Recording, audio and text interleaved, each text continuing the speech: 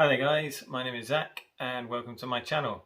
Amongst other things, I'm a reenactor and a jouster, but the eagle-eyed amongst you have noticed that I also collect Warhammer and like my Warhammer models. So when GW Games Workshop, for those of you that don't know, released a video on the arming of a Space Marine, I felt this was something that fell into both of my wheelhouses, and so that I've prepared this little video, just a kind of commentary on the Space Marine arming video from Games Workshop.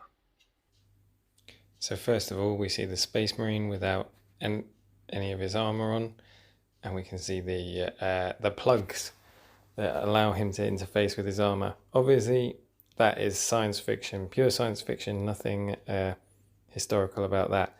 But we can also see all the ritual going on. So there's all of these parchments and, all of the candles and things. Here we've got a tech priest coming up, and he's got some guys with sensors coming. And this whole kind of religious / mystical kind of thing was actually something historical as well, and in the rules for tournaments and for trial by combat, there was often a clause saying that you were not allowed to add magical blessings to your armor or weapons. So there's historical, they thought that it would help. And no doubt before battle they would probably do those things if they felt that it would help. We've got servitors here. Of course, medievally we would have valets. Squires were often valets, but squire is actually a rank. Here we have his under armour, and medievally you would also wear some under armour, a doublet and hose, very tight form fitting, to allow the armour to fit very close to your body and not rattle around you. Now we see the first parts of the armour coming on, and it's his sabatons, the feet armour, and greaves, the whole leg armour going on here. Now, Space Marine armour is very bulky, and that's kind of the science fiction aspect of it. But medieval leg armour needs to be really tight. This is my armour here. I'm having my greaves put on, and then the creases, the upper leg armour there, and it's all attached. It's very tight, and it's attached with ties to the body, because it needs to move exactly with you. Here we have him. He has his cuirass put on, and protection for the groin. Now, medievally, we'd protect the groin with some mail, riveted usually as a skirt, but we'd also protect other areas such as the throat or the underarm as well, with mail. And here I'm putting my cuirass on. Now, he then puts on some arm armour. There's a kind of an odd order going on here. So he's not fully armoured, but he is having his helmet put on, and his helmet appears to be in multiple pieces. This was done in period as well.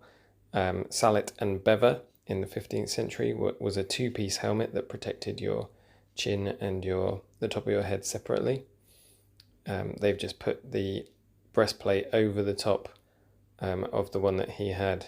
You might in the 16th century, they actually had reinforcing plates, so you could wear your armour as light armour, or you could have an extra placard attached over the top to protect against guns and things like that. A power pack, obviously, I don't have a power pack. But here we're seeing things are done up with laces and buckles for the medieval period. But in the 16th century, which is slightly later than my armour, you do have some things being attached with clasps and sometimes even with screws and bolts. But my armour is done mostly with buckles and laces. And here I need to put the cuirass on first and then attach the arm armour. And the arm armour attaches up the top. My arm armour is all in one piece, but you will have noticed that the Space Marine armour is separate pieces, and he hasn't actually had his pauldrons put on yet. In the 15th century, the extra large pauldrons, not as big as a Space Marine's pauldrons, but the extra large pauldrons would go on last, except for the helmet, of course. It does seem kind of weird that he's got his started putting his helmet on before the rest of it, probably because of the large gorget. And there's the top of his helmet, and we see the completed Space Marine. Here's one of my helmets. This is my armet. You can see that comes down from above, just like his one. Clasps around the front, and then it's got a visor. And the Space Marine's visor appears to just be his little eye lenses. And here they are coming down. Very nice. And here's my completed armour. My visor. I need to hold it. I don't have electronics to make it close in a really cool way. Well, I hope you enjoyed that.